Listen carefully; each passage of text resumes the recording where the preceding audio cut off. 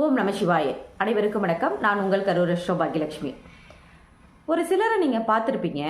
எப்படின்னு கேட்டிங்கனாக்கா, பின்னாடி என்ன நடக்க போகுதோ அதை முன்னாடியே அவங்க சொல்கிறத நம்ம கேள்விப்பட்டிருப்போம். அதாவது இந்த விஷயத்தை செய்யாதீங்க, இப்படி செஞ்சீங்கன்னா இந்த மாதிரி இதனால் இவ்வளவு பெரிய விளைவுகள்லாம் வரும், அதனால் இதை நீங்கள் செய்யாதீங்கன்னு அவங்க முன்னாடியே சொல்லுவாங்க, எச்சரிக்கை பண்ணுவாங்க.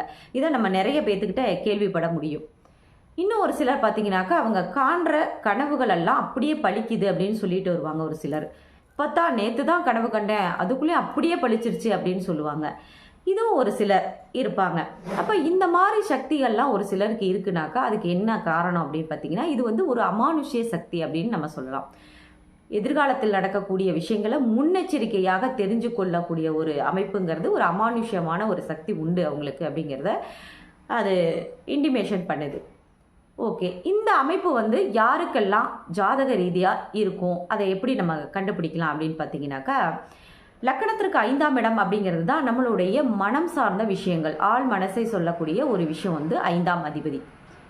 இந்த 5ஆம் அதிபதியோடு நம்மளுடைய லக்கணத்திற்கு 8ஆம் அதிபதியும் காலச்சக்கரத்திற்கு 8ஆம் அதிபதினு சொல்லக்கூடிய செவ்வாய் பகவானும் கனெக்ஷன் ஆகும் பொழுது அவங்களுக்கு அமானுஷ்ய சக்தி உண்டு அப்படிங்கிறத நம்ம சொல்லலாம்.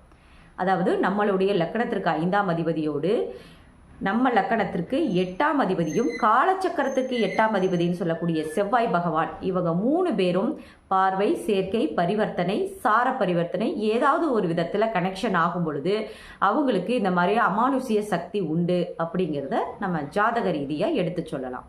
நன்றி, வணக்கம்.